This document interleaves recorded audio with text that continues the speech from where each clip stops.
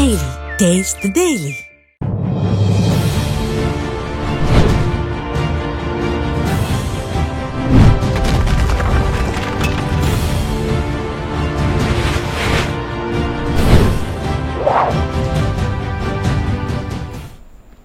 வணக்கம் நேயர்களே, நியூஸ் ஜேவின் உரிமைக்குரல் நிகழ்ச்சிக்கு வரவேற்கிறோம். இன்றைய நிகழ்ச்சியில என்ன தலைப்பின் கீழ் விவாதிக்க இருக்கிறோம் என்பதை சிறப்பு தொகுப்பில் பார்க்கலாம். திமுக மக்களை கவனிக்கிறதோ இல்லையோ, திட்டங்களை கொண்டு போய் சேர்க்கிறதோ இல்லையோ, அதிமுகவை பற்றி நன்றாக கதை கட்டிவிடுவதை மட்டும் சிறப்பாக செய்தது. அந்த வகையில்தான் டெல்டாவுக்கு எடப்பாடியார் வந்து பார்க்கட்டும் என்று எக்காலமிட்டார்கள். டெல்டாவில் அவரை வரவேற்க காவிரி ஆற்றை போல பொங்கி வந்தார்கள் மக்கள். பிறகென்ன, ஒரே அசிங்கமா போச்சு குமார் என்று திமுகவினர் புலம்பியதுதான் மிச்சம். அதே போல தென் தமிழகத்தில் அதிமுக தனக்கான ஆதரவை இழந்து விட்டதென்று பொய் மூட்டைகளை அவிழ்த்து விட்டார்கள். அவர் தென் தமிழகத்திற்கு வந்து பார்க்கட்டும் என்று உளறிக்கொட்ட ஆரம்பித்தனர். அப்படி பேசியவர்களுக்காகவே கெத்தா செம்ம கூட்டத்தின் மத்தியில் தேர் திருவிழா போல தென் மாவட்டமே அசந்து போகும் அளவுக்கு தென் தமிழ்நாட்டிற்கு வந்து மக்கள் கூட்டத்தில் பேசி கெத்து காட்டிவிட்டார் எடப்பாடியார். ஒரு குறிப்பிட்ட சமூகத்தை அதிமுகவுக்கு எதிராக திருப்பி விடலாம் என்று ஏதேதோ உளறி கொட்டி கொண்டிருந்தவர்களுக்கு சவுக்கடி கொடுத்து கொண்டிருக்கிறது அதிமுக பொதுச் செயலாளரின் சுற்றுப்பயணம். இப்போது சென்னை மண்டலத்தில் அதிமுகவுக்கு அந்த அளவுக்கு எம்எல்ஏக்களே இல்லை என்று பேசியவர்களின் முகத்தில் கரியை பூசுவது போல காஞ்சிபுரம், செங்கல்பட்டில் ஏகோபித்த அளவுக்கு மக்கள் கூட்டம். இதையெல்லாம் பார்த்தால் திமுகவுக்கு வயிறு எரியாமல் என்ன செய்யும்? ஏற்கனவே மதுரையில் நடந்த அதிமுக மாநாட்டில் சுமார் 15 லட்சத்திற்கும் அதிகமானவர்கள் தானாகவே திரண்டு வந்து தங்கள் உடல், பொருள், ஆவி அனைத்தும் அதிமுகவிற்கே என்பதை உணர்த்தியிருந்தார்கள். அப்போதெல்லாம் கப்சுப் என்று இருந்த திமுக இப்போதும் அதே கப்சுப் தான். காரணம், தமிழகத்து மக்கள் என்றென்றைக்கும் அதிமுக பக்கம்தான் என்ற காரணத்தால் தான். தமிழகம் முழுவதும் மக்கள் மத்தியில் நம்பிக்கை நட்சத்திரமாக ஜொலிக்க தொடங்கிவிட்டார் புரட்சி தமிழர். புரட்சி தலைவருக்கு முதல் வெற்றியை தேடித்தந்து புரட்சி தலைவிக்கு பக்கபலமாக நின்று இன்றைக்கு புரட்சி தமிழர் எடப்பாடியாருக்கு துணையாக வந்து நின்று கொண்டிருக்கும் தமிழக மக்கள் கூட்டத்தை பார்க்கும்போதுதான் மக்கள் எந்த அளவுக்கு அதிமுகவிற்கு ஆதரவை கொட்டி கொண்டிருக்கிறார்கள் என்பதே தெரியும். 100க்கும் மேற்பட்ட தொகுதிகள் பயணித்து 50 லட்சத்திற்கும் அதிகமான மக்களை சந்தித்த எதிர்க்கட்சி தலைவரின் பயணம் சொல்லும் செய்தி என்ன? எப்போதும் போல களத்தை தக்க வைப்பதில் முந்துகிறதா அதிமுக? தமிழகத்தில் ஆளும் முதல்வரை விட எதிர்க்கட்சி தலைவருக்கு இவ்வளவு பெரிய வரவேற்பு ஏன்? தமிழ்நாடு முழுக்க தன் செல்வாக்கை நிரூபித்து காட்டிவிட்டாரா புரட்சி தமிழர்? திமுகவை வீழ்த்தி தமிழ்நாட்டில் முத்திரை பதித்து விட்டாரா எதிர்க்கட்சி தலைவர் என்பன போன்ற பல்வேறு கேள்விகளுக்கு விடை தேடுகிறது இன்றைய நியூஸ் ஜே உரிமைக்குரல் நிகழ்ச்சி. இன்றைய நிகழ்ச்சியில 100க்கும் மேற்பட்ட தொகுதிகள் பயணித்து 50 லட்சத்திற்கும் அதிகமான மக்களை சந்தித்த எதிர்க்கட்சி தலைவர் எப்போதும் போல களத்தை தக்க வைப்பதில் முந்துகிறதா அதிமுக? இந்த கேள்விக்கு தான் விடை தேட இருக்கிறோம். முதல்ல கருத்துரையாளர்களை அறிமுகம் செய்து விடுகிறேன். அரசியல் விமர்சகர் திரு அக்னீஸ்வரன் இணைஞ்சிருக்கிறாங்க, அரசியல் விமர்சகர் திரு பொதிகை சாரதி இணைஞ்சிருக்கிறாங்க, வழக்கறிஞர் டாக்டர் திரு GS மோகன் இணைஞ்சிருக்கிறாங்க, நேரலையில் நம்மோடு தொழில் முனைவோர் கிருத்திகா இணைஞ்சிருக்கிறாங்க. அனைவருக்கும் வணக்கம். அக்னீஸ்வரன் சார், 100க்கும் மேற்பட்ட தொகுதிகள், 50 லட்சத்துக்கும் அதிகமான மக்களை நேரில் போய் பார்த்துருக்காரு எதிர்க்கட்சி தலைவர். களத்தை தங்களுக்கு சாதகமாக்கிட்டாங்களா அதிமுக? எப்போதும் அதிமுக களத்தை சாதகமாக வச்சிருக்கக்கூடிய கட்சி தான். இந்தியாவில் மொத்தம் 50 பணக்காரங்க தான் ஒட்டுமொத்த 750 நாடாளுமன்ற உறுப்பினர்களையும் இயக்குகிறார்கள். அதில் ஒரு சில கட்சிகள் தான் நாட்டுக்காக, மக்களுக்காக, அந்தந்த மாநில உரிமைகளுக்காக போராடுகிற ஒரு சில கட்சிகளில் அதிமுகவும் ஒன்று என்பதில் நான் அசைக்க முடியாத நம்பிக்கையோடு நான் இருக்கிறவன். ஆனால் தமிழ்நாட்டை பொறுத்தளவில் திமுக ஒரு மூளை செலவை செஞ்சுக்கிட்டே இருக்கிறாங்க. அதாவது மதுரைக்கு தமிழ்நாடு மாண்புமிகு முதலமைச்சர் அங்கே பொதுக்குழுக்கு போய் ரோட் ஷோ போயிட்டு வந்தால் அதை பிரம்மாண்டமாக காட்டுறதும், இதே இது மற்றவங்க போனால் அதில் ஆம்புலன்ஸை உள்ளே விடுறதும். சரிப்பா, ஆம்புலன்ஸை உள்ளே விடுறதெல்லாம் சரி, காவல்துறையிட்ட அனுமதி வாங்கிட்டு தானே போகிறாங்க, ரைட்டு. அதுக்கு மாற்று ஏற்பாடு வழியை சொல்ல வேண்டியது யாரு? காவல்துறை தானே. அப்ப அனுமதியும் கொடுத்துக்குருவீங்க, கூட்டமும் கூடும், ஆம்புலன்ஸும் உள்ள விடுவீங்க. உள்ள விடுற ஆம்புலன்ஸ்ல ஆளும் இருக்காது. இதுல என்னன்னு கேட்டீங்கன்னா அதுலயும் மாட்டிக்கிறாங்க. ஒரு பொய்யை மறைக்க 9 பொய் பேசுகிற இந்த அரக்கத்தனமான திமுக அரசாங்கத்தை அகற்றுவதுதான் மாண்புமிகு எதிர்க்கட்சி தலைவர் திரு எடப்பாடி பழனிசாமி அவர்களும் அதிமுக பொதுச் செயலாளர் மட்டுமில்ல, எல்லா பேருமே தலைமை கழக நிர்வாகிகள், திரு SP வேலுமணி அவர்கள், தங்கமணி அவர்கள், திரு நத்தம் விஸ்வநாதன் அவர்கள், RB உதய், எல்லோருடைய நோக்கமும் எப்பா அதிமுகவினால இந்த ஆட்சியை அகற்ற முடியும். ரெண்டாவது, சரி அப்படி உள்ள போயிட்டாங்களே அப்படின்னு கேட்டா, இப்படி இது தப்பு பண்றாரு, இப்படி இது பண்ணிட்டாரு, கரெக்டா தான் சொன்னாரு. எப்பா நம்பரை குறிச்சுக்கோ, காவல்துறையில நீ இது பண்ணு, இப்படித்தானே சொன்னாரு. உள்ளுக்கு ஆளே இல்ல. ரெண்டு, எதுக்கு அப்படி ஆள் இல்லாத ஆம்புலன்ஸ் அனுப்புறாங்க? கூட்டத்தை பார்த்து பயந்துட்டாங்க. முன்னாடி 29 முறை அனுப்பிச்சிருக்காங்க, 30வது முறை தான் இதை கேட்டிருக்கிறாரு. ரெண்டாவது, இவங்க பாருங்களேன், அப்படி அதுதான் அப்படி 30 முறை ஒரு ஆம்புலன்ஸ் அனுப்ப வேண்டிய அவசியம் என்ன? இடையூறு, கூட்டம் வர்றது பொறுத்துக்கிற முடியல. நீங்க ஒண்ணு நல்லாட்சி நடத்தணும், அப்படி நடத்த தவறுகிற போது மக்கள் உங்கள் மீது கோபத்துல தான் இருக்கிறாங்க. இன்னொன்னு, ஒரு தனியார் ஊடகம் இந்த மாதிரி அவங்ககிட்ட புகார் வாங்கிட்டாங்கன்னு யாரோ ஒருத்தவங்க கொடுத்ததை வாங்கி போட்டு விட்டாங்க. அந்த ஆம்புலன்ஸ் ஓட்டுநர் சங்க தலைவர் நான் கொடுக்கவே இல்லைன்றாரு. ரெண்டாவது பொய். இப்படி பல பொய்களை செய்கிறது. ஆனா நீ கூட்டி கழிச்சு பாத்தீங்கன்னா, திரு எடப்பாடி பழனிசாமி அவர்கள் நாட்டின் முதலமைச்சராக இருந்தபோது எவ்வளவு விலைவாசி இருந்தது, இன்னைக்கு மாண்புமிகு முதலமைச்சர் திரு மு க ஸ்டாலின் இருக்கிற போது எவ்வளவு இது இருக்குது. எல்லா கட்டுமான பொருட்களும் விலை. இப்ப நீங்க சொல்ற மாதிரி இதெல்லாம் எதிர்க்கட்சி தலைவர் மக்கள் கிட்ட எடுத்து சொல்றாரு அப்படின்றதுனால திமுக பயந்துட்டாங்களா? அது மட்டும் இல்ல, அதாவது என்னன்னு கேட்டீங்கன்னா, ஒவ்வொரு ஊர்லயும் அவங்க வாக்குறுதி கொடுத்திருப்பாங்களே. இப்ப சிவகாசிக்கு போனாங்கன்னா பட்டாசு இதுல உங்களுக்கு என்ன நிவாரணம், அது மாதிரி நீங்க அடுத்து வந்து மதுரைக்கு போறாங்க, அது மாதிரி கிருஷ்ணகிரி, ஓசூர். இப்ப தமிழ்நாடு முழுக்க சுற்றுப்பயணம் செஞ்சதுல வேலூர்ல நடக்கும் போது இந்த பிரச்சனை. அப்ப வேலூர்ல என்னதுக்கு, அந்த கைத்தறி நெசவாளர்களுக்கு என்னாச்சு, செய்யல. இப்படி ஒவ்வொரு இடத்துலயும் சொன்னாங்களே, செஞ்சாங்களா, செய்யல. அதிமுக ஆட்சி வந்தால் இதை செய்யும் அப்படின்னு சொல்றாங்க. ஆனால் தமிழ்நாட்டை பொறுத்தளவுல இப்ப இல்ல, நீங்க இப்ப சொன்ன மாதிரி கரெக்டா இது மும்முனை தாக்குதலா தான் பார்க்க முடியுது. திமுக சொன்ன வாக்குறுதியை நிறைவேற்றல, மக்களுக்கு என்ன செய்யல அப்படின்றத ஒரு பக்கம் சொல்றாரு, அதிமுக என்ன செஞ்சது அப்படின்றத மக்கள்கிட்ட எடுத்து சொல்றாங்க. இந்த மும்முனை தாக்குதல்ல சிக்கி தவிக்குதோ திமுக? இல்ல, அவங்க வந்து எப்படின்னு கேட்டீங்கன்னா, எப்படியாவது வந்து நாம வந்து மறுபடிக்கும் ஜெயிக்கிறதுக்கு ஊடகத்தை கையில் எடுத்துக்கிறணும், பொய்கள் நிறைய பேசணும், இப்படி நிறைய பாக்குறாங்க. தூய்மை பணியாளர்கள் அந்த அவங்க போராட்டத்தை 13 நாளில் அடிச்சு நொறுக்கி நீங்க சுதந்திர தினம் கொண்டாடணுன்றதுக்காக அடிச்சு விரட்டி விட்டீங்க. மறுநாள் என்ன பண்றாங்கன்னா, மாண்புமிகு தமிழ்நாடு முதலமைச்சரை ஒரு 5 பேர் போய் பார்க்கறாங்க. அவங்க யாருன்னு கேட்டீங்கன்னா, மின்சார வாரிய ஊழியர்கள். அவங்க காங்கிரஸை சேர்ந்த ஜெயக்குமார், விடுதலை சிறுத்தைகளை சேர்ந்த அன்புநாதன் செங்குட்டுவன், அது மாதிரி திமுகவை சேர்ந்த ஒருவர். இவங்க 5 பேரும் மின்வாரிய ஊழியர்கள், கட்சிக்காரங்க.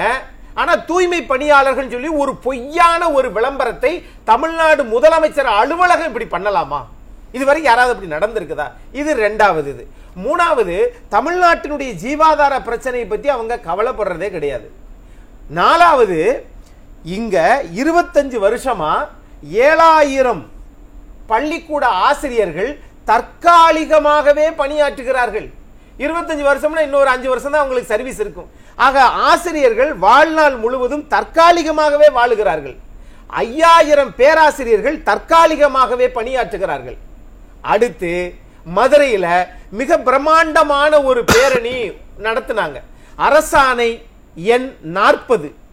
அது பிரிட்டிஷ்காரங்களால் கொண்டு வரப்பட்ட அரசு பள்ளிக்கூடத்தை இவர்கள் சமூக நீதி பள்ளி என்று மாற்றி அந்த மக்களுக்கு எதிரான வன்மத்தை கக்கி இருக்கிறது இந்த அரசாங்கம். ஆனா வெள்ளக்காரங்க கொடுத்த அதிகாரத்தை இந்த அரக்கத்தனமான திராவிட முன்னேற்ற கழகம் அதிமுகவினுடைய எதிர்க்கட்சி துணைத் தலைவர் திரு RB உதயகுமார் மிக பிரம்மாண்டமான மாண்புமிகு எதிர்க்கட்சி தலைவரின் உத்தரவுக்கு இணங்க ஒட்டுமொத்த தென் தமிழகமும் போராடிச்சே. அதற்கு நீங்கள் செவி சாச்சிங்களான்னு கேட்டா மாறாக அது மாத்தி சமூக நீதி பள்ளின்னு அவங்க கொண்டு வர்றதுக்கு திட்டமிட்டு இருக்கிறாங்க. ஆக நீங்க எதை செய்யறீங்க? எதையுமே செய்யல. ஆனா நாங்கள் தொடர்ந்து வெற்றி பெறுகிறோம். நீங்க தொடர்ந்து வெற்றி பெறீங்களா? ஊரக உள்ளாட்சி தேர்தல் 5 வருஷத்துக்கு பிறகு ஏன் இன்னும் நடத்தாம இருக்கிறீங்க? ஏன் நடத்தாம இருக்கிறாங்க? பயம். அதிமுக வெற்றி பெறும், ரெண்டாவது அவங்க என்ன சொல்றாங்க, கூட்டணி பலமா இருக்கு, அடுத்த தேர்தல் இப்ப 2036 வரைக்கும் நாங்க தான் வெற்றி பெறுவோம் அப்படின்னு ஸ்டாலின் சொல்றாரு. சார் நீங்க 2050 வரைக்கும் கூட உங்க திட்டமிடலாம். 10 வருஷத்துக்கு முன்னாடி நீங்க எதிர்க்கட்சியா கூட இல்லையே, 40 நாடாளுமன்ற உறுப்பினர் ஒண்ணு கூட இல்லையே. ஆகவே நீங்க விளையாட்டுத்துறை அமைச்சரை இளைஞர் இதை மாத்தி வெள்ளக்கோயில் சாமிநாதனை கொண்டு வந்து பதவி இறக்கம் பண்ணி இவரை கொண்டு வந்து சேப்பாக்கம் திருவல்லிக்கேணியில் நிற்க வச்சு அதை ஜெயிக்க வச்ச உடனே மாண்புமிகு விளையாட்டுத்துறை அமைச்சரை மாற்றி அது துணை முதலமைச்சராக மாற்றி அடுத்து முதலமைச்சராக ஆக்கி விட்டுருன்னு உங்களுடைய எண்ணமாக இருக்கலாம். ஆனால் தமிழ்நாடு மன்னர் ஆட்சியை ஒருபோது ஏற்றுக்கொள்ளாது.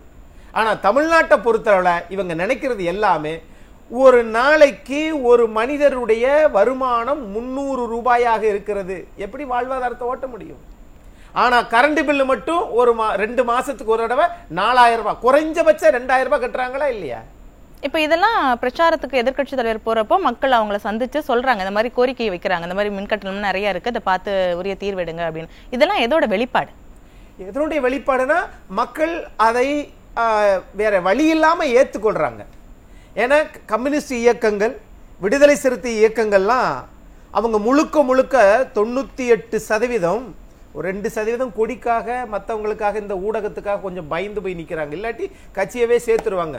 அண்ணன் சரத்குமார் அவர்கள் கொண்டு போய் சமத்துவ மக்கள் கட்சியை பாஜகவில் சேர்த்தது மாதிரி விசிகாவும் கம்யூனிஸ்டும் மதிமுக ஒரு சில முரண்பட்ட மாறுபாடான நிலைகள் எடுக்கிறாங்க. அது ராஜ்யசபா உறுப்பினர் வழங்காததுனால. ஆனால் தமிழ்நாட்டை பொறுத்தளவில் இங்கே திமுக ஆட்சியை அகற்றுவதற்கு ஒரே சக்தி வாய்ந்த இயக்கம் அதிமுக மட்டுமே. அதை ஒரு முதிர்ச்சியான ஒரு தலைவர் 50 ஆண்டு காலம் இதே கழகத்தில் இருந்து பணியாற்றி ஒரு கிளைக்கழக செயலாளராக இருந்து இன்னைக்கு அது பொதுச் செயலாளராக வந்திருக்கிறாரு, முன்னாள் முதலமைச்சராக இருந்திருக்கிறார்கள் என்றால் இவர்கள் எல்லாம் என்ன நினைக்கிறாங்கன்னா நாம சொன்னா நடந்துரும், மக்கள் நம்மளை நம்புகிறார்கள் நினைக்கிறாங்க. இல்லை, நீங்க ஏமாத்துறீங்கன்னு நம்புறாங்க. ஓகே, பேசலாம், கேட்கலாம், பதிலும் கேட்கலாம். திருமிகு கிருத்திகா, முதல் நாள்ல இருந்து கூட்டம் ஜூலை 7ஆம் தேதி ஆரம்பிச்ச கூட்டத்துல இருந்து இப்ப வரைக்கும் கிட்டத்தட்ட 100க்கும் மேற்பட்ட கூட்டங்கள், எங்கவுமே மக்களோட கூட்டம் குறையல அப்படின்றத பார்க்க முடியுது. இது எல்லாமே அடுத்த ஆட்சி மாற்றத்துக்கான தேவை அப்படின்றத உணர்த்ததா? கண்டிப்பாங்க. மக்கள் அதிருப்தியில் இருக்கிறாங்க அப்படிங்கிறது ரொம்ப மிக தெளிவா தெரியுது. ஏன்னா கூட்டம் இது சாதாரண கூட்டம் கிடையாது, நல்ல கூட்டம் வருது. என்னன்னு ரொம்ப அவர் என்ன பேசுறாரு எதிர்கட்சி தலைவர் அப்படிங்கறது ரொம்ப உன்னிப்பா கேக்குறாங்க. இன்னொரு பக்கம் பாத்தீங்கன்னா மக்கள் அதிருப்தியில் இருக்கிறது எதனால அப்படின்னா சுமைகளுக்கு மேல் சுமைகள் மக்கள் மேல திணிக்கப்படுது. ரெண்டாவது ப்ரோக்ரஸ் பாத்தீங்கன்னா ஒரு சிலர் மட்டும்தான் இப்ப தொழில்துறையை எடுத்துக்கிட்டா ஒரு சில தொழில்துறை நிறுவனங்கள் வளருதே தவிர எல்லாரும் வளரல. அந்த அனைவருக்குமான வளர்ச்சி என்பது எட்டப்படவில்லை.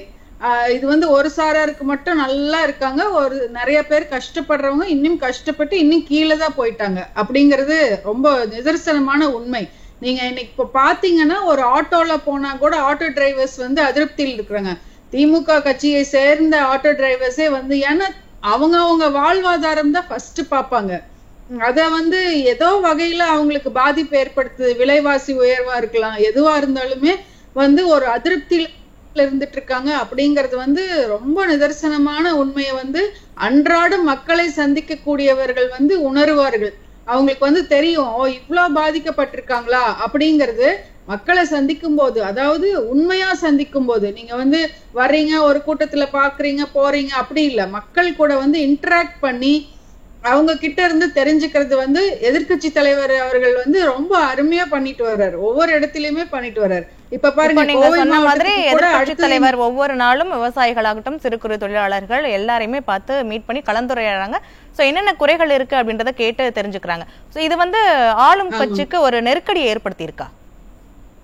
இது ஜனநாயக நாட்டுல இது மிக மிக ஒரு அத்தியாவசியங்க. இது கண்டிப்பா தேவை. இந்த மாதிரி ஒரு லீடர்ஸ் இன்டராக்ட் பண்றது மக்களை சந்திச்சு நேரடியா ஒரு குறைகளை கேட்கறதும் புரிஞ்சுக்கிறதும் அது எந்த நிலையில இருக்கு அப்படிங்கறது தெரிஞ்சுக்கிறதும் இது மிக மிக அவசியமான ஒன்று. இது எந்த கட்சியுமே இப்ப எதிர்கட்சி தலைவர் மட்டும்தான் இதை ஆரம்பிச்சிருக்கிறார், மத்தவங்க இன்னும் யாருமே ஸ்டார்ட் கூட பண்ணல. சோ எப்பவுமே ஏடிஎம்கே வந்து சீக்கிரம் வந்துருவாங்க ஃபீல்டுக்கு எலெக்ஷன் அப்போ அப்படிங்கிறது இது வந்து நிதர்சனமான ஒரு உண்மையை வந்து தெரிவிக்குது. இப்ப நீங்க சொன்ன மாதிரி எப்பவும் போல களத்தை தன்னிலைப்படுத்திக்கிறது அப்படின்றதுல அதிமுக முந்திட்டாங்களா? ஆமா, கன்சாலிடேட் பண்றதுல வந்து கரெக்டா பண்ணிட்டு இருக்காங்க. அது வந்து ஹாப்பியா தான் இருக்கு. ஆனாலுமே வந்து இன்னும் அது சில, அதாவது இந்த ஓட் ஸ்பிளிட்டிங் பார்ட்டிஸ் இருக்குது பாத்தீங்களா, ஓட் ஸ்பிளிட் பண்றதுக்குன்னே தன்னோட பார்ட்டி வந்து நடத்திட்டு இருக்கிற சில பார்ட்டிஸ் இருக்கிறாங்க. அவங்கள வந்து கொஞ்சம் ஒரு செக்ல தான் நம்ம வந்து பார்க்கணுமே விளைஞ்சு. ஏன்னா மக்கள் வந்து புரிஞ்சுக்கணும் ஒண்ணு, இது வந்து இவங்களால ஆட்சியை பிடிக்க முடியாது, ஆனா இவங்களால வந்து ஊர் 2 பட்டா கூத்தாடிக்கு கொண்டாட்டம் அப்படிங்கிற மாதிரிதான் அதை நோக்கிதான் அவங்களோட அணுகுமுறை, அவங்களோட இதெல்லாம் இருக்கு அப்படிங்கிறது மக்கள் வந்து புரிஞ்சுக்கணும். சோ அது இருக்கும்போது கொஞ்சம் அதிமுகவுக்கு வந்து கொஞ்சம் இந்த இந்த இதெல்லாம் இன்னும் கன்சாலிடேட் பண்ணணும்னா அதுக்குமே வந்து இன்னும் நிறைய சொல்லணும், மக்களுக்கு வந்து எடுத்து சொல்லணும்.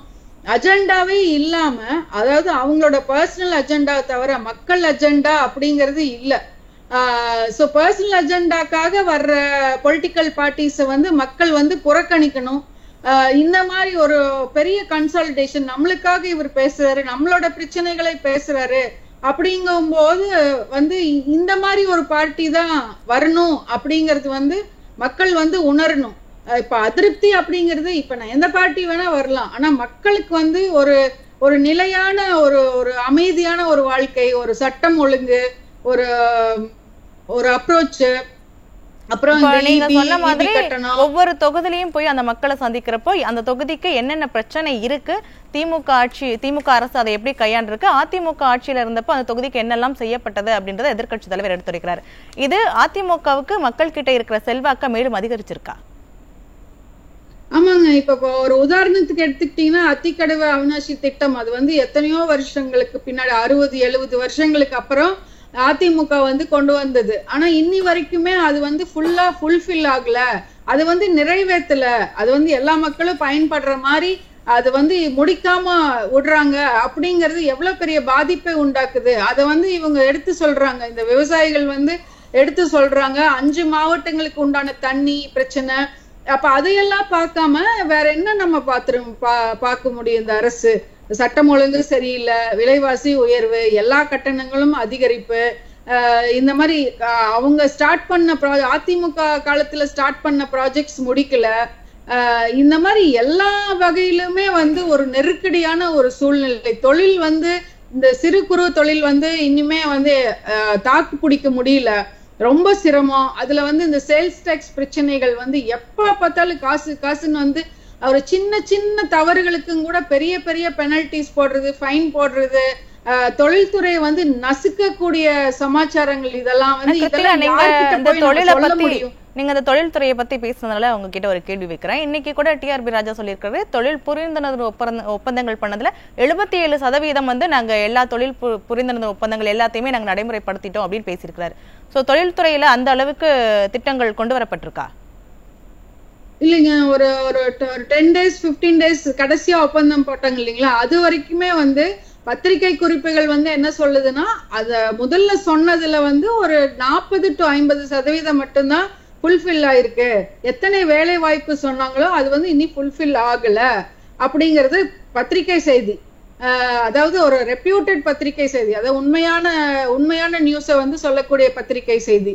அப்படிங்கும் போது இவங்க ஒரு பக்கம் இல்ல நாங்க கொண்டு வந்துட்டோம் அப்படிங்கிறாங்க. அப்போ இது வந்து ஒரு கவர் அப்பா தான் தெரியுதே ஒழிஞ்சு, அதுவும் அப்படியே கொண்டு வந்தாலும் பிக் ப்ராஜெக்ட்ஸ் அதுல மட்டும் போக்கஸ் பண்ணி பிரயோஜனம் இல்லை. சிறு குறு நிறுவனங்களோட நிலை என்ன? இன்னைக்கு ரொம்ப சிரமத்துல இருக்காங்க. அதை அட்டென்ட் பண்றதுக்கு கூட யாருக்கும் வந்து நேரம் கிடையாது. அதிகாரிகள் வந்து ரொம்ப இதா இருக்கு, ரொம்ப ஸ்ட்ரிக்டா இருக்கிறாங்க, ஒண்ணுமே பண்ணி தரது இல்ல. தொழில்கள் வந்து நிறைய தொழிற்சாலைகள் வந்து மூடப்பட்டிருக்கு, நிறைய பேர் பாதிக்கப்பட்டிருக்காங்க. ஆனா இப்ப மக்களோட பிரச்சனைகள் என்ன அப்படின்னு நேர்ல போய் கேட்க வேண்டியது ஒரு ஆளும் அரசோட கடமை. அதை விட்டு உங்களுடன் முதல்வர், நலம் காக்கும் முதல்வர் அப்படின்னு பேரை மட்டும் வச்சுட்டு மக்களை போய் சந்திக்காம இருக்கிறது அப்படின்றது மக்கள் கிட்ட எந்த மாதிரியான ஒரு மனநிலையை ஏற்படுத்தும்? அது அதிருப்தி நோக்கிதான் செல்லுது. ஆன்டி இன்கம்பன்சி இப்பவே வந்துருச்சு.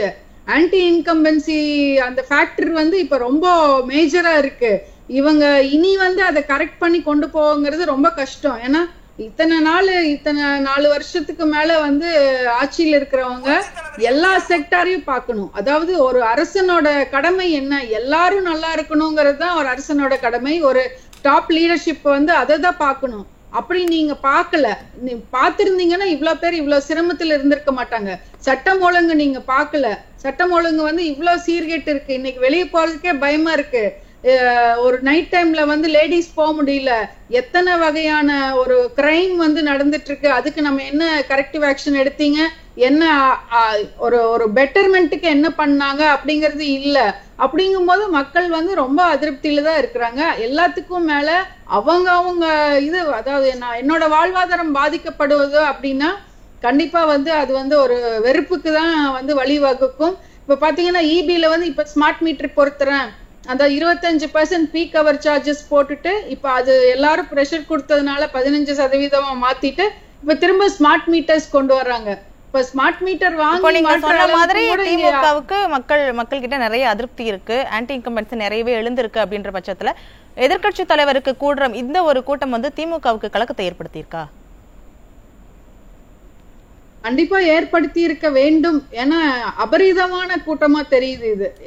ஃபர்ஸ்ட் ஸ்டார்டிங் டே பாத்தீங்கன்னா ரொம்ப கூட்டமா இருந்துச்சு. சரி, ஓகே, ஸ்டார்டிங் டேல அப்படி இருக்கும் போல அப்படின்னு நம்ம எல்லாரும் நினைச்சாங்க. அது ஒவ்வொரு இடத்துக்கும் போகும்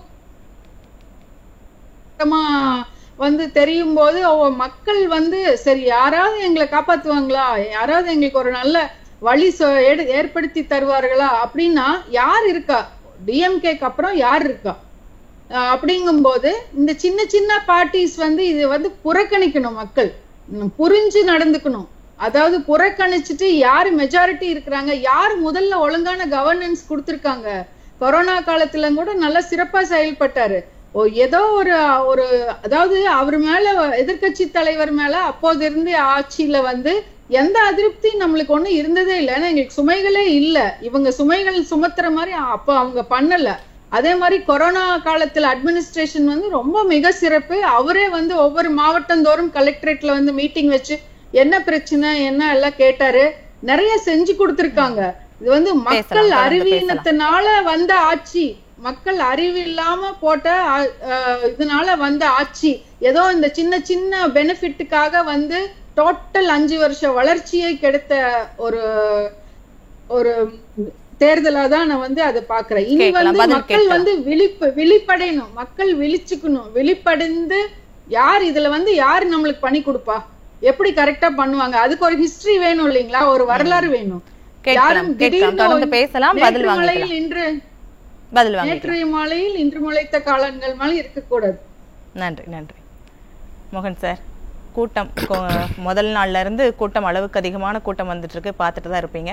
முதல் நாள் கூடுறப்போ கொங்குல அதிமுகவுக்கு கூட தான் செய்யும் அப்படின்னு பேசுனீங்க. இப்ப வரைக்கும் 100க்கும் மேற்பட்ட கூட்டங்கள், அது முதல் நாள் கூடின கூட்டத்துக்கு எந்த ஒரு கூட்டமும் குறைவில்லாத அளவுக்கு கூட்டம் கூடுது. இப்ப என்ன சொல்ல போறீங்க? இல்ல, மரியாதைக்குரிய எதிர்க்கட்சி தலைவர் 100க்கும் மேற்பட்ட தொகுதிகளை பயணித்து கிட்டத்தட்ட 50 லட்சம் பேருக்கு அதிகமாக சந்தித்து மக்களை சந்தித்திருக்கின்றார். அதற்கு என்னுடைய பாராட்டுக்கள், வாழ்த்துக்கள் ஆல்சோ. சரி, என்ன ப்ராப்ளம்னு பார்க்கணும். இன்றைக்கி இருக்கிற சிச்சுவேஷன் என்ன? அதாவது பொதுவாக பார்த்தீங்கன்னா தென் மாவட்டத்தில் ஏடிஎம்கேல ஓபிஎஸ் தான் டாமினேஷன் அதிகம்.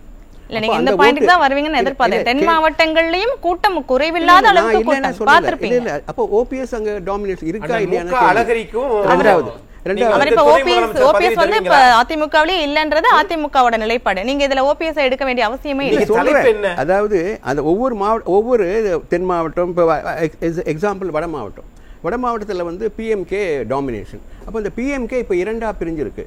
அவங்க யாருக்கு சப்போர்ட் பண்ண போறாங்க? சரி, இப்போ நம்ம மற்ற கட்சிகளை பத்தி இங்க பேசவே இல்லை. இப்ப பேசுறது அதிமுகவோட வாழ்த்துக்கள் சொல்லியாச்சு. அது வாழ்த்துக்களோட இது முடியாது. அவ்வளவு கூட்டம் எதுக்காக இங்க கூடுது அப்படின்றதான எங்க கேள்வியே. கூட்டம் சேர்வதனாலேயே அது வாக்குக்காக மாறும் என்பது ஏற்றுக்கொள்ளக்கூடியது அல்ல. அப்ப ஸ்டாலினுக்கு, முதலமைச்சர் ஸ்டாலினுக்கு வர்ற கூட்டம் எல்லாம் வாக்கா மாறாதா? அப்ப 2 நாளுக்கு முன்னால் நடந்த விஜயுடைய கூட்டத்தை பாத்தீங்கன்னா 5 லட்சம் 4 லட்சம் பேர் சேர்ந்திருக்காங்களா, அது வாக்காக மாறிடுமா? அப்ப ஏற்றுக்கொள்கிறீர்களா? அப்ப அதுக்கு மேல சொல்லுங்க. அவர் அங்கிள் சொல்லியிருக்கிறாரு, அதை ஏன் நீங்க இது பண்ணல? அது அவருடைய இஷ்டம், விருப்பம். நீங்க சொல்லுங்க, நீங்க மறுத்தீங்களா? அத பத்தி பேசுங்க. மறுக்க தேவையில்லை, அது அவருடைய விருப்பம். இல்ல, தென் மாவட்டங்களை பத்தி நீங்க பேசுனீங்க. டெல்டாவுக்கு வந்து பாருங்க, அங்க கூட்டம் கூடுதா அப்படின்னு பார்க்கலாம் அப்படின்னு சவால் விட்டீங்க. டெல்டாவிலையும் நீங்க சொன்னதை விட அதிகமாவே கூட்டம் கூடுச்சு. இல்ல, நான் கூட்டத்தை பத்தி குறை சொல்லல. மக்கள் வந்து எழுச்சியோட பாக்குறாங்க. ஏன்னா ஒரு முதலமைச்சராக இருந்தவர் என்ன கருத்தை சொல்ல போறாரு, மக்களுடைய கருத்தை என்ன பிரதிபலிக்க போறாரு, மக்கள் கூட்டத்தை நம்ம வந்து குறை சொல்ல விரும்பல நான். புரியுதுங்களா?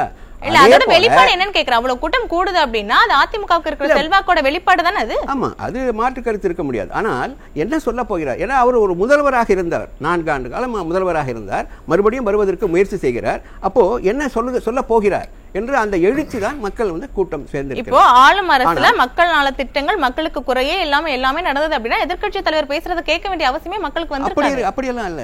எவ்வளவோ நிறைய தீர்மானங்கள் பல இது வந்து பெண்டிங்ல தான் இருக்கு. நீங்க அதெல்லாம் வந்து பண்ணாம போயிட முடியாது யாரா இருந்தாலும்.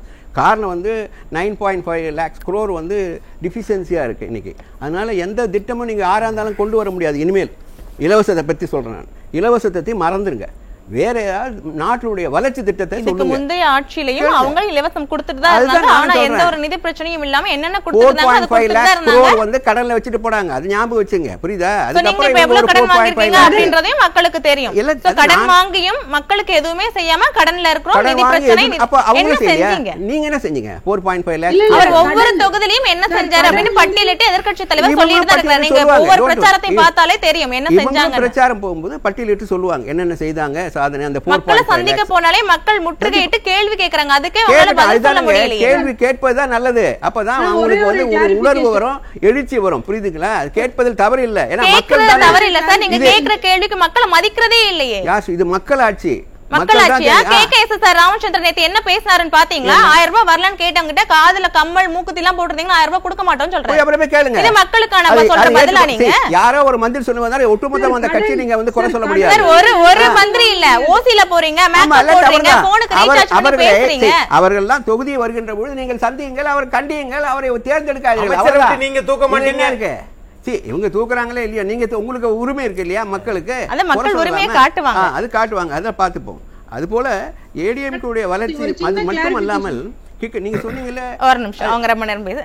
கிருத்திகா நீங்க சொல்லிடுங்க. மேடம், எல்லாரும் கடன் கடன் கடன் சுமத்திட்டு போயிட்டாங்க, கடன் சுமத்திட்டு போயிட்டாங்க. அது வந்து சென்ட்ரல் கவர்மெண்ட் வந்து நார்ம்ஸ் வச்சிருக்காங்க. ஒரு ஸ்டேட் வந்து இவ்வளவு பெர்சன்டேஜுக்கு மேல கடன் வாங்க கூடாது, அந்த பெர்சன்டேஜ்க்குள்ளதான் நம்ம வந்து தமிழ்நாடு வந்து இருந்துட்டு இருக்கு. ஆனா இனி வரைக்கும் அப்படிதான் இருக்கு, சரிங்களா? ஆனா அந்த கடன் வாங்கி அவர்கள் சமாளித்து கொண்டார்கள். எப்படி சமாளிச்சாங்கன்னு எனக்கு தெரியல, ஆனா சமாளிச்சாங்க. மக்கள் மேல திணிக்கல. அந்த கடனுக்கும் மக்கள் நலனுக்கும் சம்பந்தம் இல்ல. பதில் சொல்லுங்க. உங்களுக்கு தான் கேள்வி வச்சிருக்காங்க. இல்ல இது கடனை வாங்கிட்டு மக்கள் தலையில சுமத்துறீங்க அப்படின்னு சொல்றாங்க. இல்ல, அப்ப தெரியாம இருந்து கடன் அதிகரிக்க தான் வெளியே வர வந்தது. இவ்வளவு கடன் வந்திருக்கு. ரிசர்வ் பேங்க் இல்ல சார், நீங்க சொன்ன மாதிரி முந்தைய ஆட்சியில கடன் வாங்கியிருந்தாலும் அந்த கடன் மக்கள் தலையில விழலையே. இப்போ நீங்க வாங்குற கடன் எல்லாத்தையும் மக்கள் தலையில எங்க போச்சு? அந்த 4.5 lakhs crores எங்க போச்சு? மக்களுக்கு பலனுக்கு எத்தனை நலத்திட்டங்கள் நலத்திட்டங்களா போச்சு இல்லையா? யார் சொல்றது கரெக்ட்? நலத்திட்டத்துக்கு 10 வருஷம் ஆட்சி செஞ்ச கட்சி 4,50,000 கோடி. இது 4 வருஷத்துல 5 லட்சம் கோடி.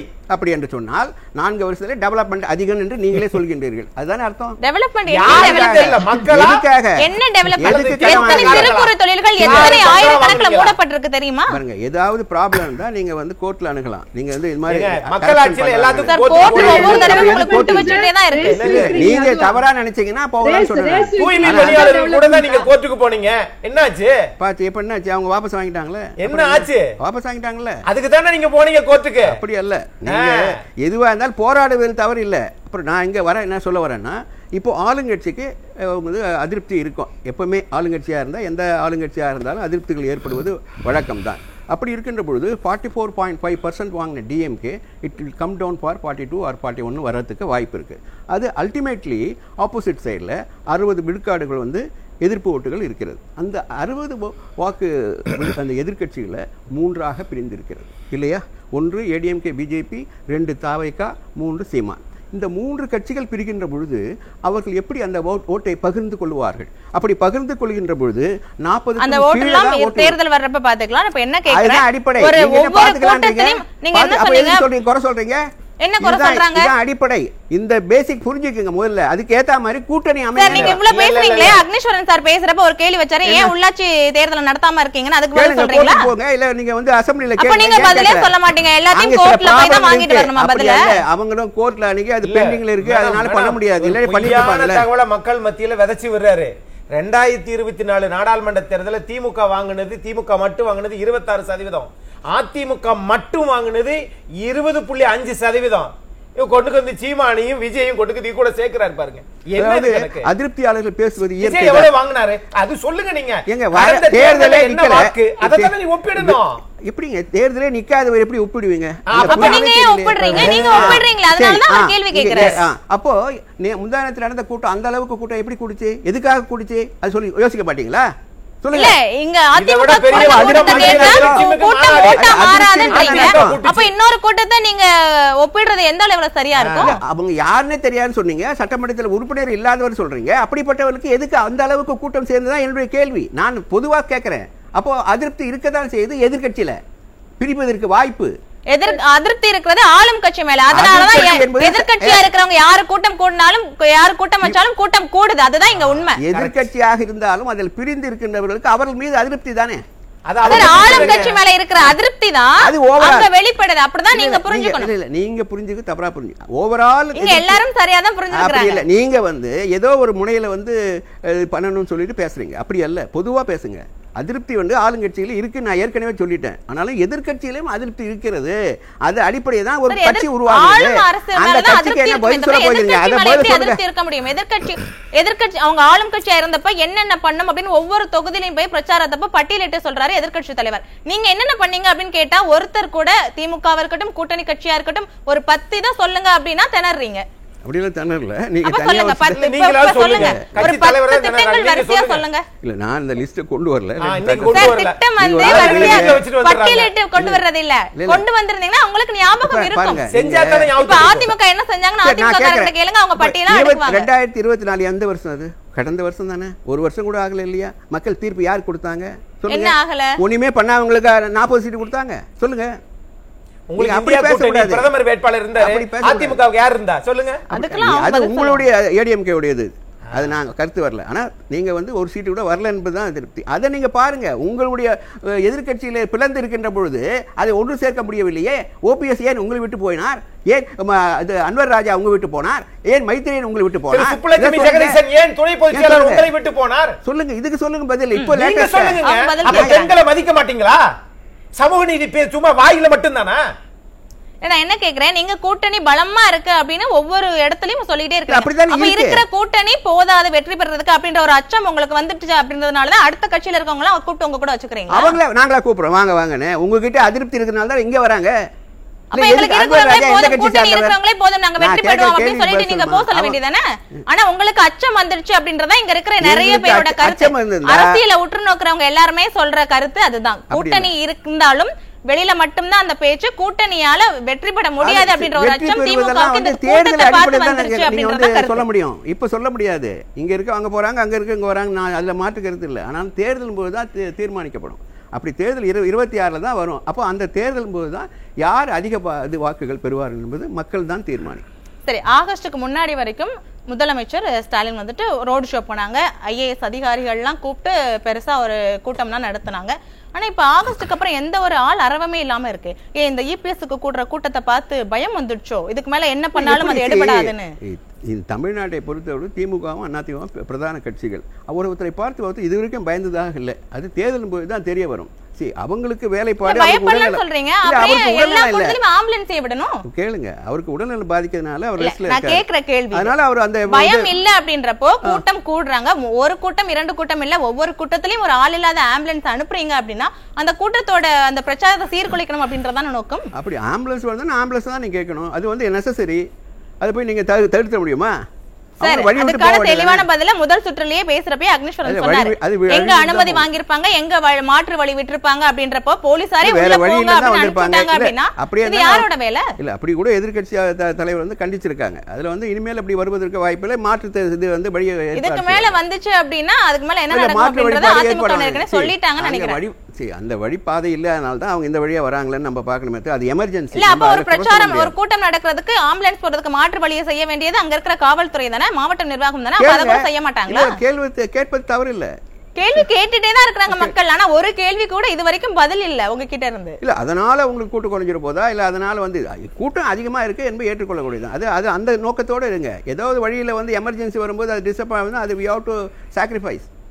ஒரு கூட்டம் 2 கூட்டத்துக்கு அது உண்மையாவே உள்ள நோயாளிங்க வந்தாங்க அப்படின்னா அவங்க வழி விட்டுட்டு தான் இருப்பாங்க. நீங்க ஒரு உள்நோக்கத்தோட அனுப்புறீங்க அப்படின்றப்பதான் அங்க பிரச்சனையே வருது. டெய்லி நான் கோர்ட்டுக்கு கொளத்தூர்ல இருந்து பாரிஸ் போகும்போது கிட்டத்தட்ட 108 சந்திச்சு தான் ரோட்ல போறதெல்லாம் ஓகே தான். மாற்று வழியை ஏற்படுத்த வேண்டியது இந்த அரசோட கடமை. அதை தவற விட்டுட்டு ஒரு கூட்டத்துக்குள்ள வெற்றி ஆம்புலன்ஸ் விட்டுட்டு பேசுறது, நியாயம் பேசுறது அப்படிங்கிறது சரியா இருக்காது. எதிர்க்கட்சி தானே நீங்க, அதுவும் எதிர்க்கட்சி தலைவர் இல்லையா, நீங்க கேட்பதற்கு உரிமை இருக்கு, சொல்லுங்க. போலி ஒரு அறிக்கையை வெளியிட்டது எந்த ஊடகம் சொல்ல முடியுமா? இல்ல போலியான நீங்க நிரூபிக்கணும் இல்லையா? போலியானது அது அவங்களே சொல்லிட்டாங்க. யாரு வெளியிட்டதா பேர் வந்துச்சோ அந்த தலைவரே வந்து சொல்லிட்டாரு, நாங்க இந்த மாதிரி ஒரு அறிக்கையை வெளியிடல, இது பொய்யான அறிக்கை, சைபர் கிரைம்ல நாங்க புகார் கொடுத்திருக்கோம். அவங்களா சீல் போட்டு அவருடைய கையெழுத்தை புகாரே கொடுக்காம கையெழுத்து போட்டுருக்காங்க. அப்ப அவங்க மேல ஆக்ஷன் எடுக்கலாமே. இது என்ன எடுக்கலாம். ஆனா வெளியிட்ட ஊடகம் வந்து நமக்கு பாதிக்குதுன்னா நீங்க ஆக்ஷன் எடுக்க தேவையில்லை. அதனால ஒட்டுமொத்தமா கவர்மெண்ட்ல குறை சொல்வது ஏற்றுக்கொள்ளக்கூடியதல்ல. எதுக்குமே கவர்மெண்ட்ட குறை சொல்லக்கூடாது. இல்ல குறை சொல்லுதுன்னா நியாயமா குறை சொல்லுங்க.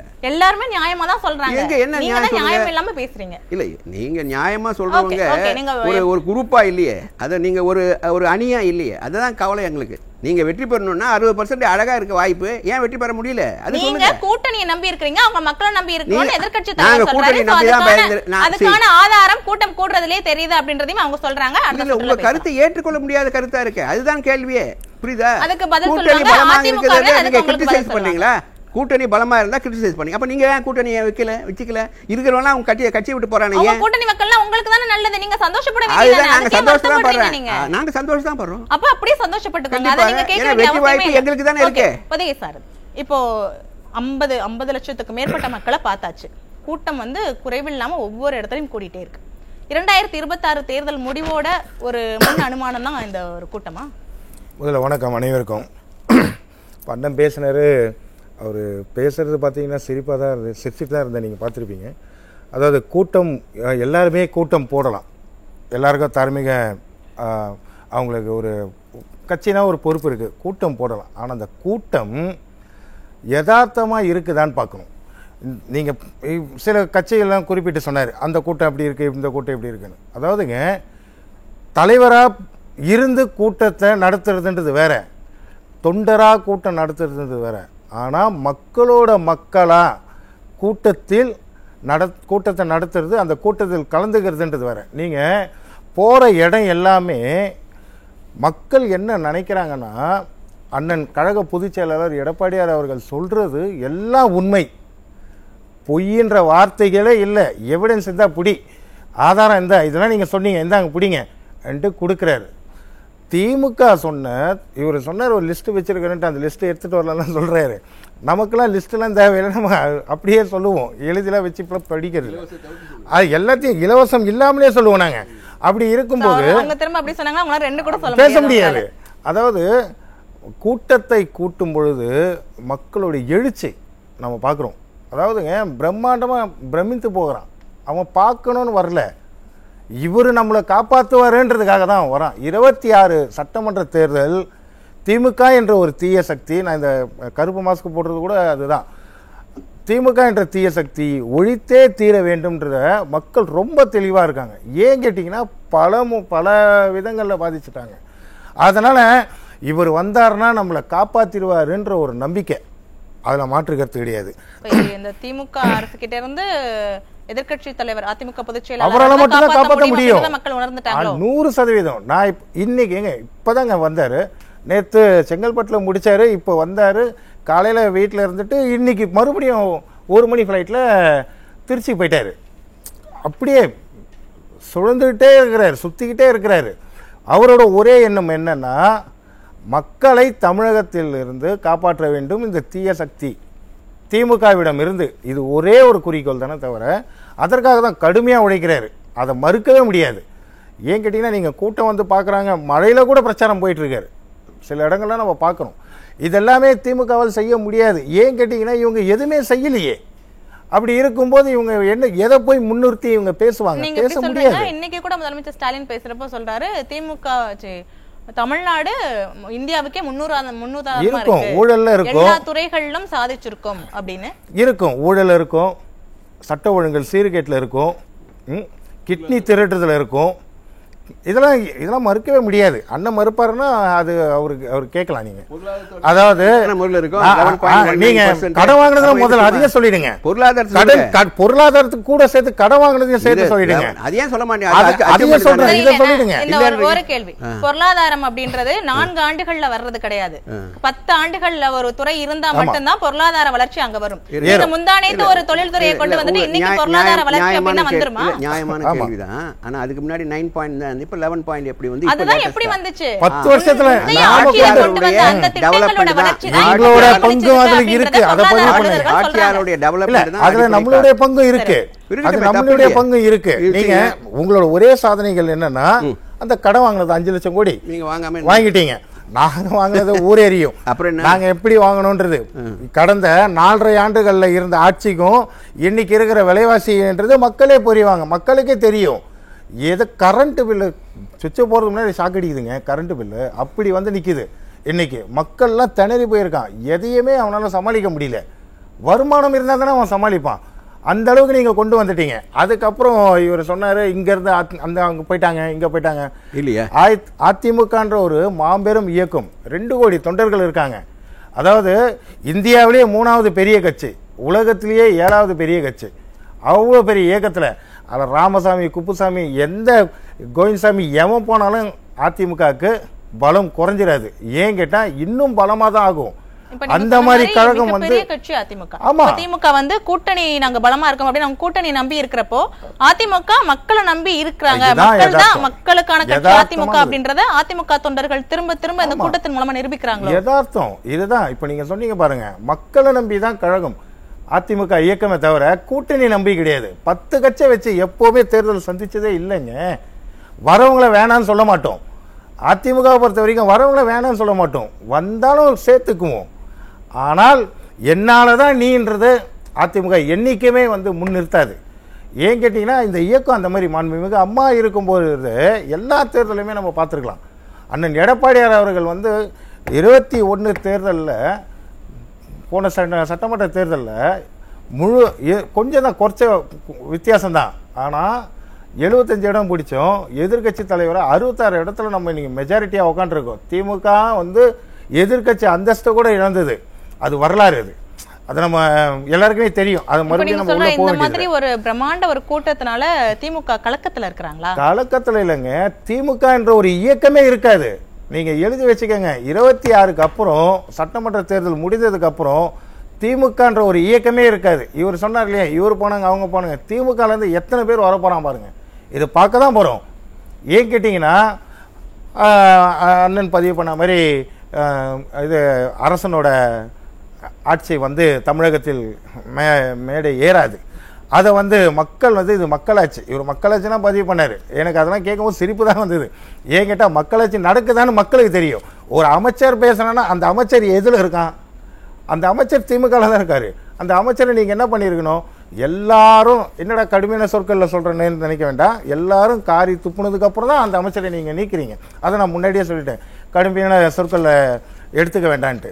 ஏன் கேட்டிங்கன்னா மக்கள் அவ்வளோ பாதிச்சிருக்கான். மக்களோட பிரதிபலனை தான் நான் இன்னைக்கு வந்து ஊடகத்தின் முன்னாடி நான் பேசிட்டு இருக்கேன். அவங்களுக்கு என்னன்னா, அண்ணன் எடப்பாடியார் அவர்கள் வந்து தமிழகத்தை கண்டிப்பாக வந்து நல்லது நடக்கும், எந்த ஒரு அவன் எதிர்பார்க்கறது அதுதான். ஏன் கேட்டிங்கன்னா நிறைய யாருக்குமே பாதுகாப்பு இல்லைங்க. சட்டம் அவ்வளோ சீர்கெட்டு போயிருக்கு, யாருக்குமே பாதுகாப்பு இல்லை.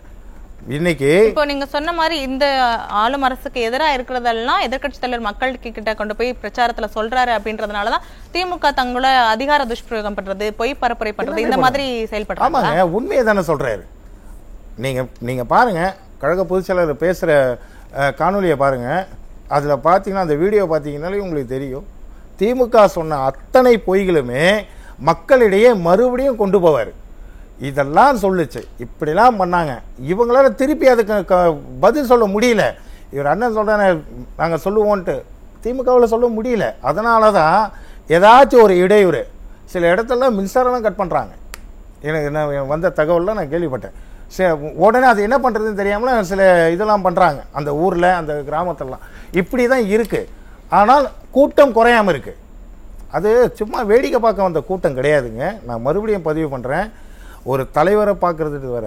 ஆனால் அதாவது ஒரு மக்களை மக்களாக வந்து இந்த கூட்டத்தில் ஒருத்தர் பேசுகிறாருன்றது வந்து நின்று பார்க்குற கூட்டம் என்ன, அவர் கீழே இறங்கி வர முடியாது அவ்வளோ கூட்டத்தில். அதனால் அவர் மேலே ஏறி பேசுகிறாரு. அப்படி தான் மக்கள் பார்க்குறாங்களே தவிர அதோட பிரதிபலன் தான், அதோட அந்த என்ன சொல்கிறது, அந்த ஷேர் ரிஃப்ளெக்ட் அது அப்படியே 26 சட்டமன்ற தேர்தலில் அண்ணன் சொன்ன மாதிரி 236 தொகுதிகளிலையும் 34 தொகுதிகளிலையும் அஇஅதிமுக பெருவாரியான இடங்கள்ல கைப்பற்றி அதிக மெஜாரிட்டி எடுத்து ஜெயிக்கும்ன்றது நம்ம இதுல தெளிவாக தேர்தலில் எப்படி எதிரொலிக்குது அப்படின்னு தொடர்ந்து பேசலாம். ஒரு சிறிய இடைவெளி எடுத்துக்கலாம்.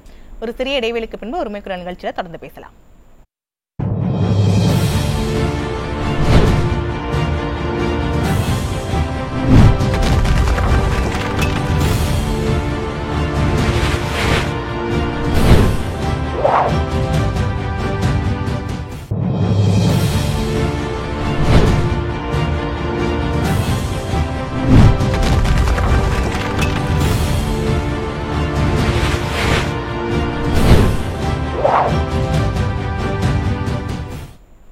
உரிமைக்குரல் நிகழ்ச்சி தொடர்கிறது.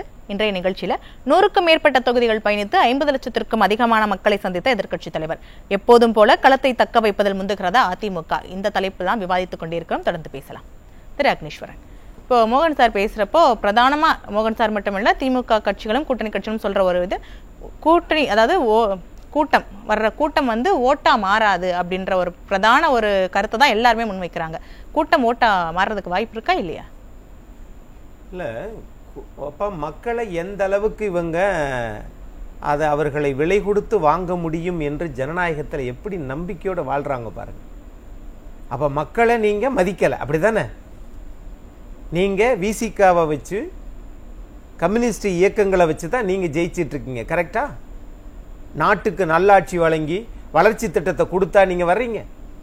நண்பர் பொதிகை சாரதி சொல்லும்போது சொன்னார், அது போகிற இடத்துல மாண்புமிகு எதிர்க்கட்சி தலைவர் திரு எடப்பாடி பழனிசாமி அவர்கள் போகிற வழியில் கரண்டை கட் பண்ணுறாங்க.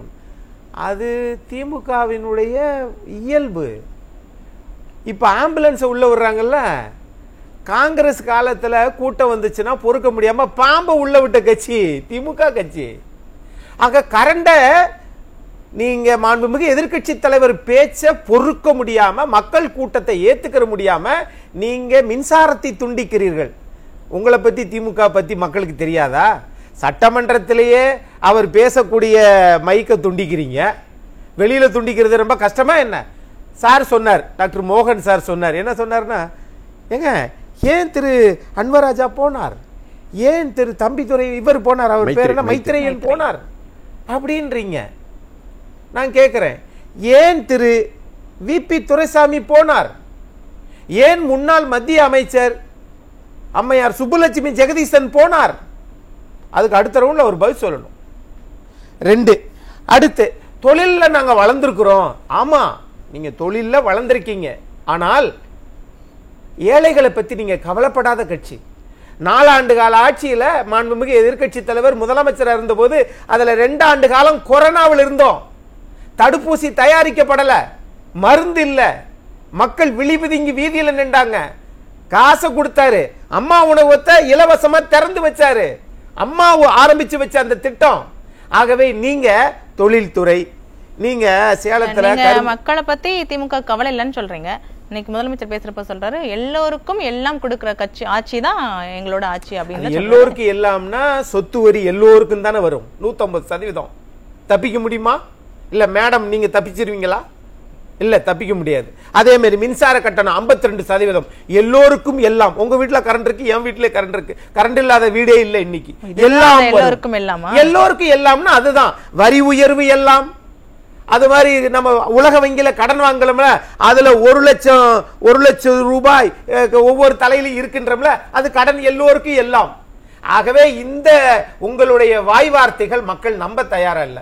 தொழில்துறைன்னு சொல்றீங்கல்ல, இதே அரசாங்கம், திமுக அரசாங்கம் தொழில்துறைக்கு, அந்த தொழில் முனைவோர் சிறு குறு தொழில் செய்வர்களுக்கு 35% வரியை போட்டது திரு மு.க. ஸ்டாலின் அவர்கள் அரசாங்கமா, அதிமுக அரசாங்கமா? ஆக நீங்க நினைக்கிறது எல்லாம் இன்னும் ஒண்ணு, பேரிடர் மேலாண்மை நிதின்னு இருக்கு இல்லையா, இதை மக்கள் பார்த்துக்கிட்டு தான் இருக்கிறாங்க. எல்லாருக்கும் எல்லாமே தெரியும், எல்லாருக்கும் எல்லாம் நீங்க ஏமாத்த வேணாம். பேரிடர் மேலாண்மை நிதியில இவங்க இதுவரைக்கும் 80 கோடி ரூபாய் ஒதுக்கி இருக்கிறாங்க. பதில் கேட்கலாம். ஒரு இடத்துல கூட ஒத்த ரூபாய கூட அவங்க பேரிடர் மேலாண்மைக்காக செலவழிக்கல. இப்படித்தான் எல்லாத்தையும் சுருட்டி வச்சுக்கிட்டு அப்புறம் ஈடி வந்தா பூட்டை போட்டுட்டு ஓடி போயிடுறாங்க. நன்றி நன்றி, கருத்துக்கு நன்றி. திரு மோகன் சார், உங்ககிட்ட ஒரு கேள்வி வச்சார் அக்னீஸ்வரன் சார், பதில் இருக்கா? பதில் சொல்றீங்களா? இல்லை, அவர் கேள்வி ஒரு எதிர்க்கட்சி என்ற அடிப்படையில் கேள்வி கேட்கிறாரு. ஆனால் அது சாத்தியமானு பார்க்கணும். பொதுவாக இப்போ வரி உயர்வுகள்லாம் இந்த கேள்வி கேட்கலையே சார், இன்னொரு கேள்வியில கேட்டாரு. என்ன கேட்டாரு அக்னீஸ்வரன் சார்? கேள்வியே மறந்துட்டாங்க போல. பேரிடர் மேலாண்மை 80 கோடி ரூபாய் இது வரைக்கும் சொல்லுங்க, எங்க ஆரம்பிச்சிருக்கீங்கன்னு தான் கேட்டேன். எவ்வளவு சரியா பார்க்கலன்னு அர்த்தம். இல்ல, நீங்க பதில் சொன்னாங்கன்னா அவங்க பாத்துப்பாங்க, நீங்க சரியா பதில் சொன்னீங்கன்னா அவங்க சரியா பாத்துப்பாங்க. இல்ல அப்படி இல்ல, எல்லா இதுமே கவர்மெண்டோட இது as per government as per லா தான் பண்ணிட்டு இருக்காங்க. அதுக்கான குழு கூட அமைச்சு அவங்க தான் கரப்ஷன் வரக்கூடாதுன்னு தான் 30க்கும் மேற்பட்ட குழு அமைச்சிருந்தாங்க. அதை நீங்க பார்க்கணும். பேரிடர் மேலாண்மை இதுல எங்க ஆரம்பிச்சீங்கன்னு தான் கேட்டோம். இப்போ எங்க ஆரம்பிச்சான்னு கேளுங்க. கவர்மெண்ட் எல்லாம் ஆரம்பிச்சு தான் இருக்கு, இப்போ கோயிங் ஆன். புரியுதுங்களா? இது சரியான பதில், சரியா பார்க்கலன்னு சொல்றீங்க, அப்ப நீங்க தானே சரியான பதில சொல்லணும். இல்ல, இது இப்போ திடீர்னு ஒரு கேள்வி கேட்கின்ற பொழுது அதை நான் ஆய்வு செய்த பிறகு தான் கொடுக்க முடியும். அதாவது எல்லாமே எல்லா இதுவும் பதில் சொல்ல முடியாது இமிடியேட்டா. புரியுதுங்களா? அது முறையா சொல்லணும். ஆஸ் அ லாயராக சொல்கிறேன், அது முறையாக வந்தால் நான் கண்டிப்பாக அடுத்த இதில் கண்டிப்பாக சொல்கிறேன். ஒன்று. ரெண்டாவது பார்த்தீங்கன்னா தேர்தல் இன்னும் 8 மாதம் இருக்குது. அப்போ எதுவும் நடக்கலாம். இந்த கட்சியில் இங்கே வரலாம், அங்கே இந்த கட்சியில் இங்கே போவதுக்கு எல்லா வித வாய்ப்பும் இருக்குது. அதனால மக்கள் தான் தீர்மானிக்கணும் இதில் யார் வெற்றி பெறுவாங்க, யார் மக்களுக்கான. இப்போ மக்கள் தான் முடிவு பண்ணணும், அது எந்த மாற்று கருத்தும் இல்லை. யாரும் மாற்ற அதே மக்கள் தான். அப்ப மக்களை போய் களத்துல சந்திக்கணும் இல்லையா? எதிர்க்கட்சி தலைவர் ஒரு முன்னெடுப்பு எடுத்துக்காம 8 மாசம் அரசு பணி பண்ணிப்பாங்களா, தேர்தல் பணி பண்ணுவாங்களா? அவருக்கு அரசு பணி இல்ல, அதனால அவர் பண்றாரு. அரசு பணியே மக்களுக்கான பணி தானே சார் அரசு பணி. அவர் கேள்விதான் கேட்கிறாரு. நீங்க அரசு பணியை நீங்க இது உங்களுக்கு இன்வால்வ் ஆகி பண்ணணுமே, அது அந்த அதுதானே பண்ணுவாங்க. உடனே இப்ப தேர்தல் பணியா பண்ணுவாங்க? அது தேர்தல் பணி. நீங்க போய் மக்களை சந்திச்சு ஒரு கூட்டம் ஒரு முகாம் நடத்துறீங்களே, ஒரு பேர் வச்சு நடத்துறீங்களே, அதுல எவ்வளவு குறைகள் இருக்கு, மக்கள் எவ்வளவு குற்றச்சாட்டுகள் வைக்கிறாங்க, அதை நேர்ல போய் பார்த்து மக்களுக்கு என்ன இருக்கு அப்படின்றத செய்ய வேண்டியது மக்களால தேர்ந்தெடுக்கப்பட்டவங்களோட வேலை தானே. அது செஞ்சுதான் இருக்காங்க. ஒரு அரசு என்றால் மக்களுக்காக தான் வந்திருக்காங்க இல்லையா? Democracy for the people by the people of the people தான். அந்த அடிப்படையில் தான் எல்லா கட்சிகளும் பணியாற்றுறாங்க. நான் டிஎம்கே மட்டும் எந்த ஒரு மக்களால தேர்ந்தெடுக்கப்பட்ட எந்த ஒரு திமுக எம்எல்ஏவும் அமைச்சரும் மக்களுக்கான சரியான பதில கொடுக்கறது இல்லையே. எந்த மக்கள் கேள்வி எழுப்பினாலும் அந்த மக்களை திட்டுறதுல தானே முதன்மையா இருக்கிறீங்க. ஒரு மந்திரி வச்சு நீங்க ஒன்றும் இல்லையே. யார்கிட்ட எந்த அமைச்சர்கிட்ட மக்கள் கேட்டாலும் பதில் இப்படிதான் இருக்கு. அப்படி கேள்வி கேட்டால் தவறுதானே நானே சொல்றேன். சென்னை புதுவண்ணாரப்பேட்டையில மக்கள் கேட்டதுக்கு நீங்களா மென்டல் மாதிரி பேசுறீங்க அப்படின்னு ஒரு எம்எல்ஏ கேக்குறாரு. உங்க எம்எல்ஏ மக்கள் கிட்ட சொல்ற பதிலா அது மக்கள் அதுக்கு தான் ஓட்டு போட்டாங்க. கேள்வி கேக்குறாரு, ஒரு செய்தியாளருக்கு ஒரு அமைச்சர் சொல்றாரு, அதெல்லாம் உனக்கு சொல்ல வேண்டிய அவசியம் இல்லைன்றாரு. மிரட்டுறீங்க, பொதுவெளியில பகிரங்கமா மிரட்டுறீங்க. அவங்களும் தேர்தல் சந்திக்க தானே வரும், அப்ப மிரட்டுவாங்களா? அதுக்கு நீங்க அதையும் பார்க்கணும். அப்போ அவங்களுக்கு அதிருப்தி இருக்கும் மக்கள் மத்தியில. அதனால ஒட்டுமொத்தமான நீங்க மிரட்டுவாங்க கேக்குறீங்க. இது இதுக்கு ரொம்ப நாளைக்கு முன்னாடியே நடந்துச்சு. சொல்றீங்க ஒரு அமைச்சர் போனப்ப சேருவாரி அடிச்சது அப்படின்றது மக்கள் அப்பவே எதிர்ப்பு காட்ட ஆரம்பிச்சிட்டாங்க. சரி, நீங்க ப்ராப்பரா இருக்கீங்கன்னு சொல்றீங்க. உங்க எதிர்க்கட்சியில மூன்றா பிரிஞ்சிருந்தா யாருக்கு சாதகமா அமையும்? அது கூட அந்த பிரசன்ஸ் ஆஃப் மைண்டும் இல்ல. நீங்க எதிர்க்கட்சிகள் பிரிஞ்சிருக்கிறத பத்தி பேசுறீங்களே தவிர ஆளுங்கட்சி மேல எதுக்கான அதிருப்தி இருக்கு அப்படின்றத பத்தி நீங்க பேசறீங்க. ஓகே, நன்றி. எப்படி வருவியா பதில் கேட்பாங்கல்ல, அதுக்கான பதிலே வரலையா? உங்க இறுதி கருத்தை சுருக்கமா சொல்லிடுங்க. இறுதி கருத்து உண்மையான மக்களுக்காக நினைக்கக்கூடிய இந்த சிறு சிறு கட்சிகள் 3% ஓட்டு 4% ஓட்டு டிவிகே என்டிகே இவங்க எல்லாருமே மக்களுக்காக உண்மையா இருக்கீங்க, மக்களுக்காக தான் யோசிக்கிறீங்க அப்படின்னா எல்லாரும் அதிமுக கூட கூட்டணி வைத்து ஒரு நல்ல ஒரு அரசாங்கத்தை நிறுவ இவங்க வழிவகுக்கணும். அது ஒண்ணு. ரெண்டாவது மக்கள் ரொம்ப அதிருப்தியில இருக்கிறாங்க, ரொம்ப கஷ்டத்துல இருக்கிறாங்க. அவங்களுக்கு உண்மையான ஒரு ரிலீஃப் வேணும். அந்த ரிலீஃப் வந்து இந்த ஆட்சியில வந்து கிடைக்க போறது இல்லை. ஏன்னா யாருமே வந்து மக்கள் கூட கனெக்டடாவே இல்லை. அதுக்கப்புறம் தானே புரிஞ்சு அதுக்கப்புறம் இது பண்றது. மூணாவது நிர்வாகம் எப்படி இருக்கும்? ஒரு இஃபெக்டிவான ஒரு கவர்னன்ஸ் தான் எல்லாருமே எதிர்பார்க்கறது. அப்ப அந்த இஃபெக்டிவான கவர்னன்ஸ், டிரான்ஸ்பரன்சி, ஒரு அக்கௌண்டபிலிட்டி, ஒரு பொறுப்பு அப்படிங்கறது இங்க இல்ல. ஆளாளுக்கு என்னமோ பண்ணிட்டு இருக்காங்க. அப்படிதான் இருக்கு. அரையும் குறையுமா தான் இருக்கு. அதுக்கு எல்லாமே வந்து ஒரு நல்ல அரசு அமையணும். மக்கள் வந்து இதை சிந்திக்கணும். இந்த தடவை நம்ம வந்து ஏன்னா கடைசியில பாதிக்கப்படுறது வந்து மக்கள் தான். அதனால இந்த சிறு சிறு கட்சிகளுக்கு ஓட்டளிச்சு உங்க வாக்கு வந்து வீணாக்காம ஒரு பெரிய ஒரு எதிர்கட்சியா இருக்கிற அந்த கட்சிக்கு வந்து இவங்க வந்து மக்கள் வந்து அதாவது நீங்க வே பண்ணிக்கலாம். மக்கள் வந்து வே பண்ணி பாருங்க. அப்ப எப்படி இருந்தது, இப்ப எப்படி இருக்கு. மக்கள் அடுத்த ஆட்சி மாற்றத்துக்கான ஒரு வழியை தேர்ந்தெடுக்கணும் அப்படின்னு சொல்லியிருக்கீங்க. பார்க்கலாம். கருத்துக்கு நன்றி. புதிய சாரதி. இப்ப எதிர்கட்சிகள் பிரிஞ்சு இருக்கிறதுனால வாக்குகள் சதறும், அதனால உங்களுக்கு வாய்ப்பு இல்லை அப்படின்னு சொல்றாரு. எதிர்கட்சி எங்கெங்க பிரிஞ்சு இருக்காங்க? எனக்கு ஒரு விஷயம் புரியல. அண்ணன் கேட்ட நீங்களும் அதை தான் பதிவு பண்றீங்க. எதிர்கட்சி அண்ணன் கழக பொதுச் செயலாளர் எடப்பாடியார் அவர்கள் தான் எதிர்கட்சி. அப்படி இருக்கும்போது அவர் எங்க பிரிஞ்சிருக்காரு? இப்போ திமுக வேணா நீங்க சொல்லலாம், கூட்டணி கட்சிகள் எல்லாம் தனித்தனியா இருக்கிறாங்கன்ற மாதிரி நீங்க பிரிஞ்சிருக்காங்கன்ற மாதிரி பதிவு பண்ணலாம். எதிர்கட்சினாலே அண்ணன் எடப்பாடியார் அவர்கள் தானே. அதுல என்ன பிரிவு இருக்கு? அதுல பிரிஞ்சதெல்லாம் நீங்க எதுவுமே சேர்க்க முடியாது. இதை எப்படி நீங்க பிரிஞ்சிருக்குன்னு நீங்க பதிவு பண்றீங்கன்னு எனக்கு தெரியல. அண்ணனுக்கும் நான் இதே பதிவு தான் சொல்றேன். அதிமுகன்ற ஒரு மாபெரும் இயக்கம் வந்து எதிர்கட்சி தலைவர் அண்ணன் எடப்பாடியார் அவர்கள் தான், பிரிஞ்செல்லாம் கிடையாது. ஒற்றுமையா தான் அங்க தலைவருக்கு கூடுற கூட்டத்தை இவங்களுக்கு பதில் சொல்ல முடியல அப்படின்றதால இப்படி மடை மாத்தி சொல்றாங்க. பயந்து போயிட்டாங்க. பதில் சொல்ல முடியல இல்ல, பயந்து போயிட்டாங்க. வேற ஒண்ணும் இல்ல. சொல்லுங்க. அதே மாதிரி தான் நாங்கள் வந்து வலுவாக தான் இருக்கோம்னா, ஜெயலலிதா அம்மையார் 44.4% ஓட்டு வாங்கினாங்க. அதுக்கப்புறம் எடப்பாடி 20.5 அந்த ஓட்டு பர்சன்டேஜ் எங்க? நீங்க பர்சன்டேஜ் கணக்கு வச்சுக்கிட்டு பேசுங்க. இழந்துட்டாங்க. அதாவதுங்க மாண்புமிகு அம்மான்றது மாபெரும் ஒரு சகாப்தம். அவங்கள வந்து பேச முடியாது. ரொம்ப சுருக்கமா நான் முடிச்சிடறேன். இவர் சொன்னதுனால நான் சொல்றேன். அதாவதுங்க அண்ணன் எடப்பாடியார் அவர்கள் 21 தேர்தலையே எதிர்கட்சி அந்தஸ்தோட உள்ள வந்துட்டோம். புரியுதுங்களா? இந்த தேர்தல் வந்து 26 சட்டமன்ற தேர்தல். இந்த 26 இந்த தேர்தல் அவரை தான் மக்கள் தீர்மானிச்சுட்டாங்க. இவர் தான் வருங்கால முதலமைச்சர்ன்றது தீர்மானிச்சதுனாலதான் கூட்டம் சேருது. கூட்டம் ஓட்டாக போகுது. 26 அதிமுக என்ற ஒரு மாபெரும் இயக்கம் கழக பொதுச் செயலாளர் அண்ணன் எடப்பாடியார் அவர்கள் தலைமையில சட்டமன்றத்தில் அரணி ஏறும்ன்றது நான் பதிவு பண்றேன். கூட்டம் குறையாம வந்து திமுக என்கிற மன்னராட்சிக்கும் அதிமுக என்கிற ஜனநாயகத்துக்கும் 2026 போட்டி. திமுக என்ற ஒரு இயக்கம் காணாமல் போய்விடும் 26. கருத்துக்களை பகிர்ந்து கொண்ட அனைவருக்கும் நன்றி. நேயர்களே, மீண்டும் ஒரு நிகழ்ச்சியில் சந்திக்கலாம். நன்றி, வணக்கம்.